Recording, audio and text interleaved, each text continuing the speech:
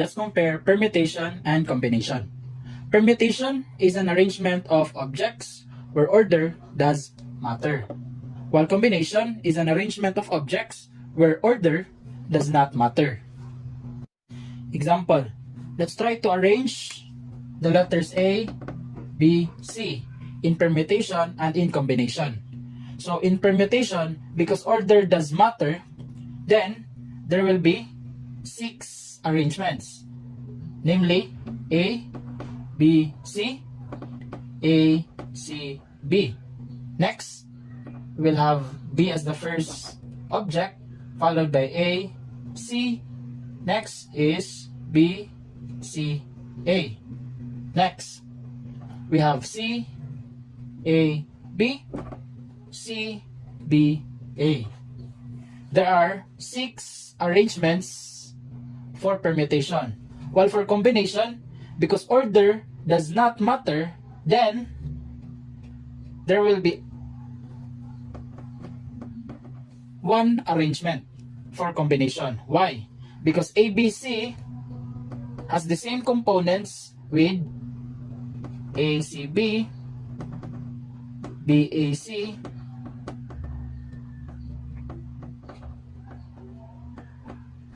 BCA, CAB, CBA. The elements of each arrangements are just the same. They have A, they have B's, and they have C's.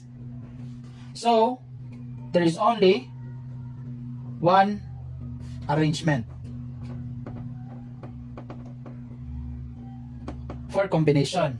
While for permutation, there are 6 arrangements.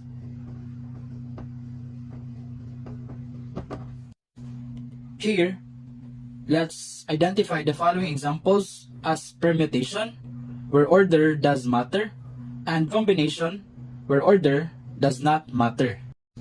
Number 1. In how many ways can 5 people arrange themselves in a row for picture taking? That is an example of permutation. Because when you arrange them in a row, the order of the persons or the 5 people is important. So how to solve this one? We will use the formula.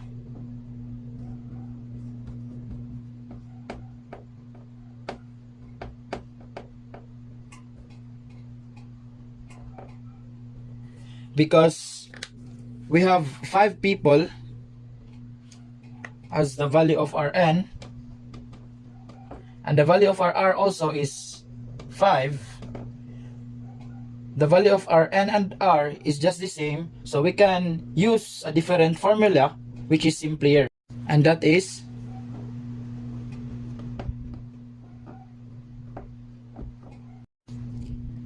as you can see in the denominator, 5 minus 5 is just 0, and 0 factorial is 1. So, we can just write it as n factorial. So, for number 1, the solution for that one is 5 factorial, and 5 factorial is 120. Number 2, if a combination lock must contain 5 different digits, in how many ways can a code be formed from the digits 0 to 9? That is an example of permutation again. Why? Because when you have a combination lock, though the name of the lock is combination, the concept that is being applied there is permutation, because the order of the digits is important. If you're going to solve that one, you will use the formula.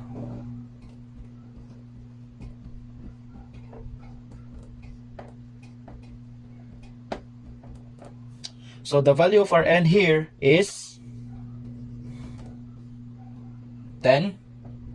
Why is it 10? Because there are 10 digits from 0 to 9. And the value of our r is 5. Because we will be having 5 different digits. Next, substitute.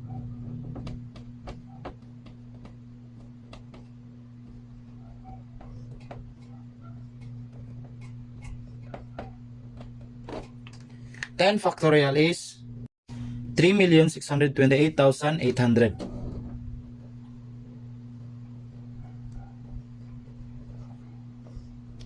And 10 minus 5 is 5. And 5 factorial is 120. Divide them. 3,628,800 divided by 120 is 30,240. And don't forget to write the unit, which is ways. Number 3. In how many ways can a committee of 4 members be chosen from a group of 30 members? That is an example of combination. Why? Because when you select members in a committee, the order of selecting them is not important as long as you select 4 members in the committee. So if you're going to solve this problem, you'll be using the combination formula.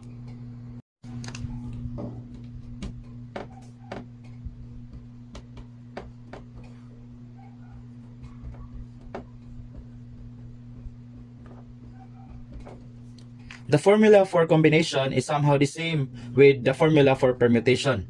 What is just being added in the combination is the r factorial. So, the same concept. The value for n is 30, which is the total number of objects. And then, the value for r is 4, the number of objects taken at a time. So, substitute.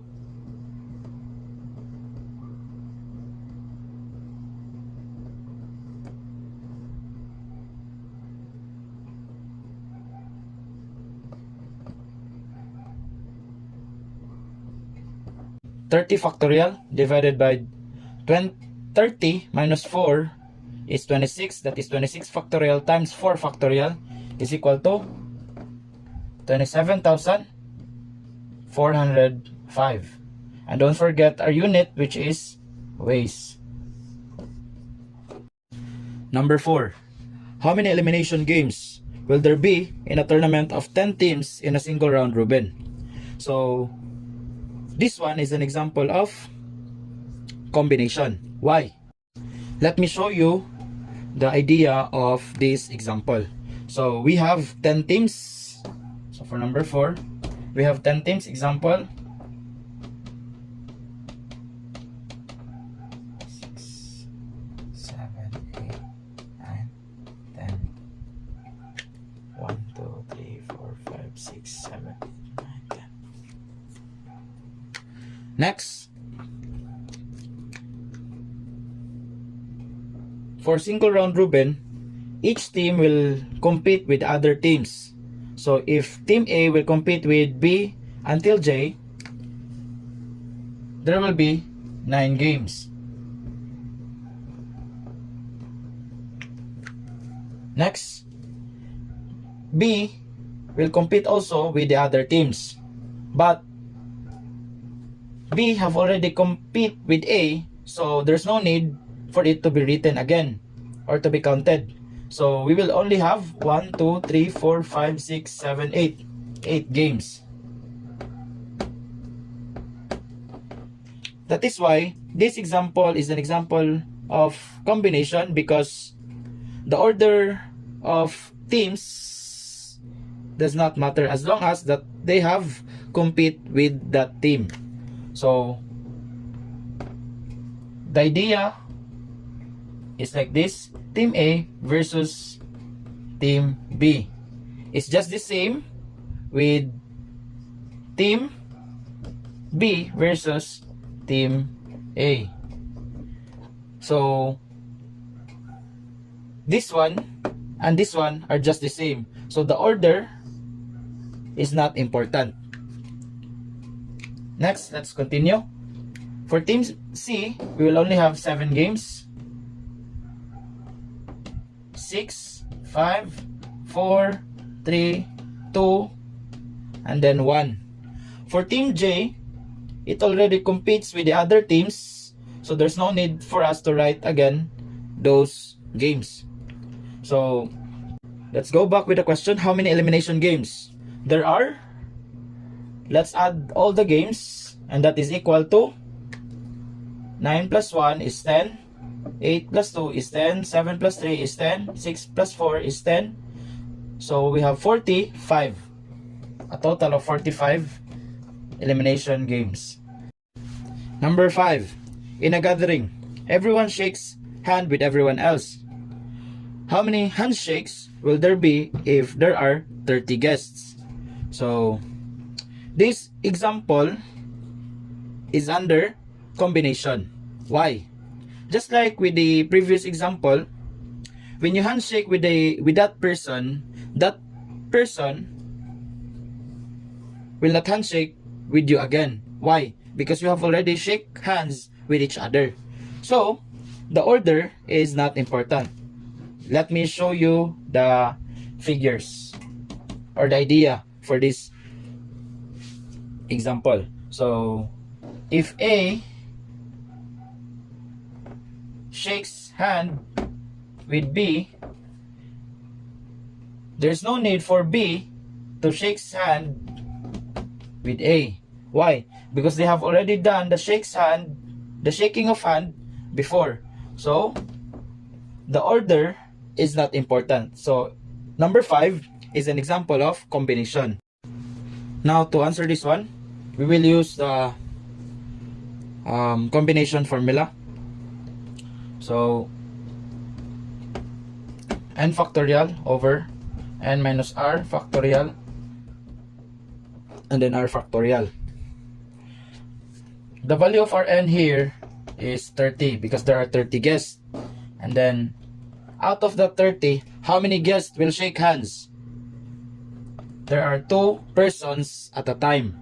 So the value for r is 2. Again, there are 2 persons that will shake hands at a time. Substitute 30 factorial over 30 minus 2 factorial and then 2 factorial.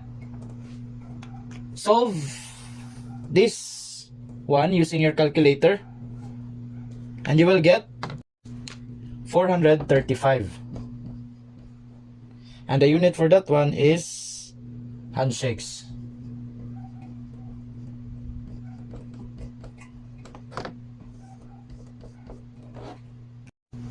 You can also solve this example manually. So for example, the first person will shake hands with the rest of the guests. So there are 30 guests and the first person will shake hands the rest of the guests.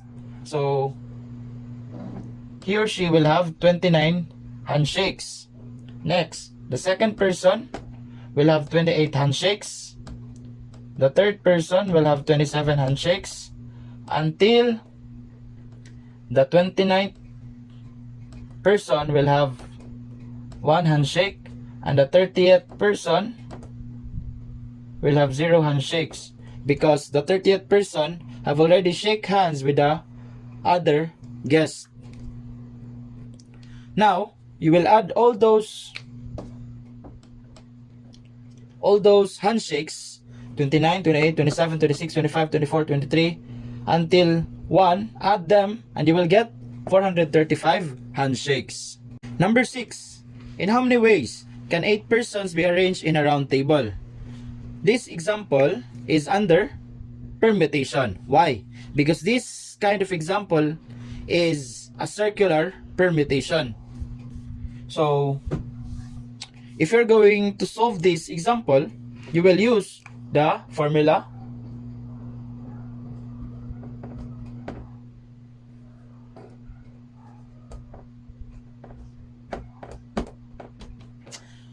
circular permutation. Circular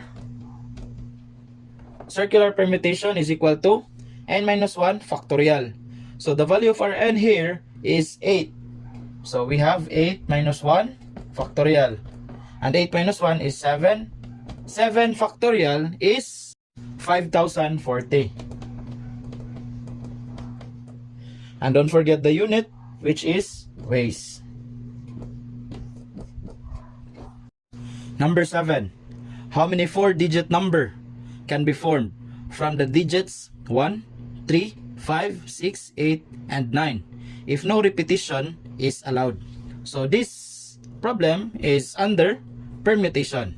Why? Because the order of the numbers in our 4-digit number is important.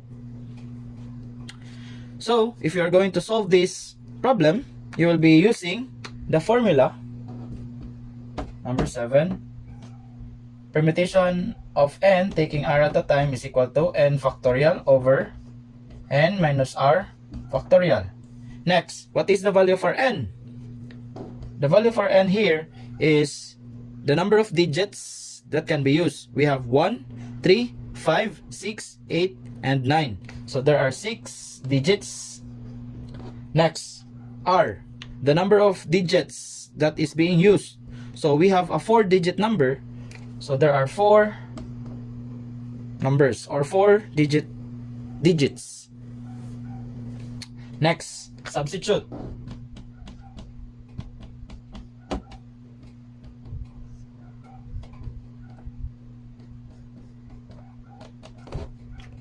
Six factorial over 6 minus 4 factorial is equal to, first 6 factorial is 720. Next, 6 minus 4 is 2. 2 factorial is 2. 720 divided by 2 is 360. And don't forget the unit, which is how many 4-digit number can be formed. So there are 360 4-digit numbers.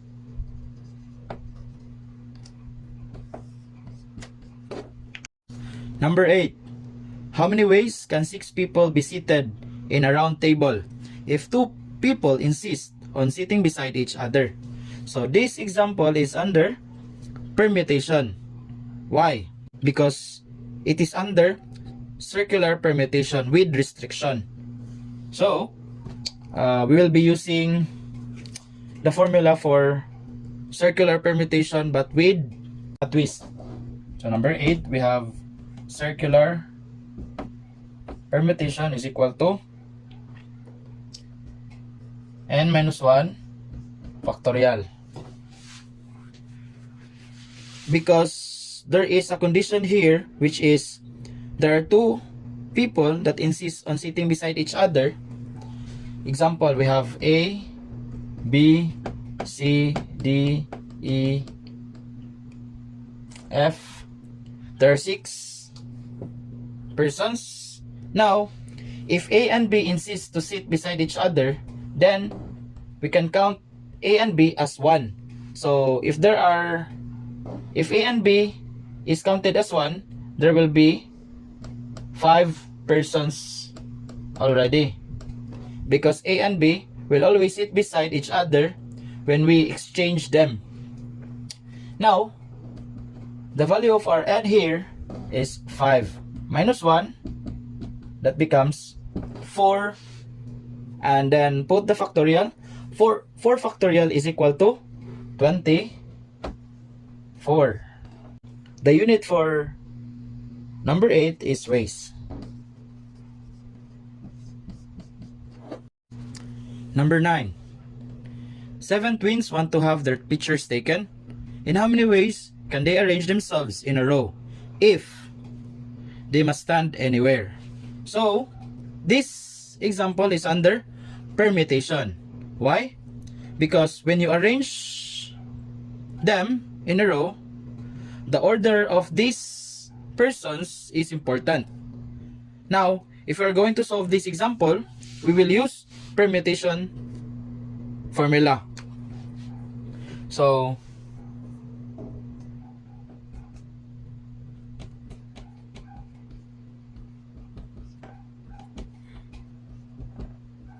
or we can use this one.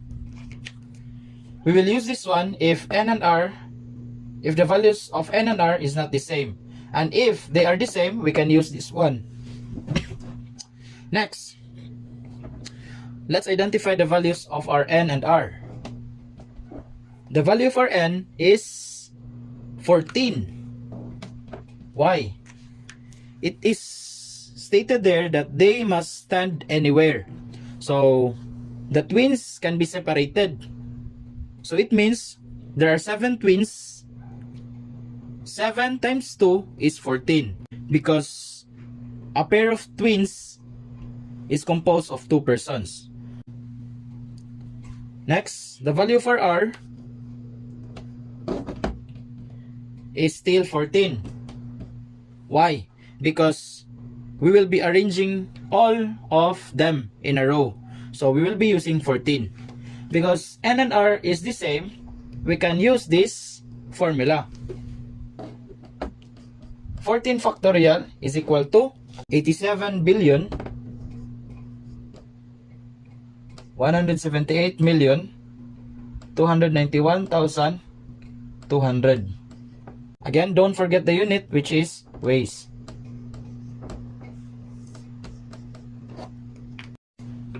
For number 10, in how many ways can they be arranged themselves in a row if twins must stand together? So, this problem is under permutation again. But, if we are going to solve this one, it is different with the previous number. So, we will be using our formula.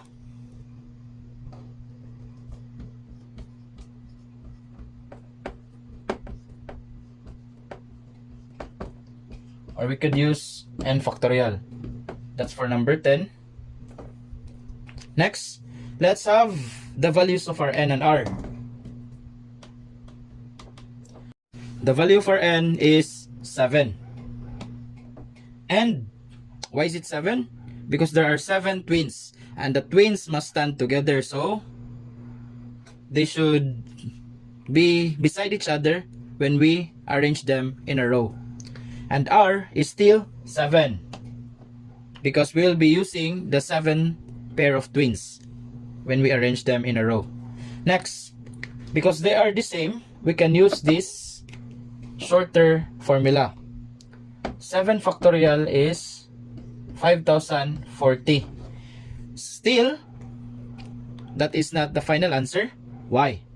Because the twins must stand together. Example, this is the pair of twins, then paired with another pair. We have another pair, which is ED, EF, GH, IJ, KL, and MN.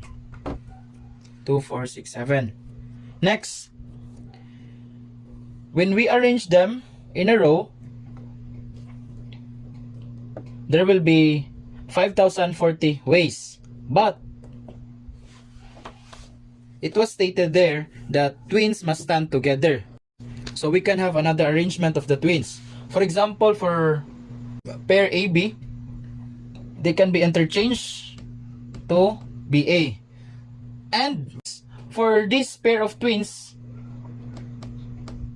for E and F, for H and G, for JI, for LK, and for NM,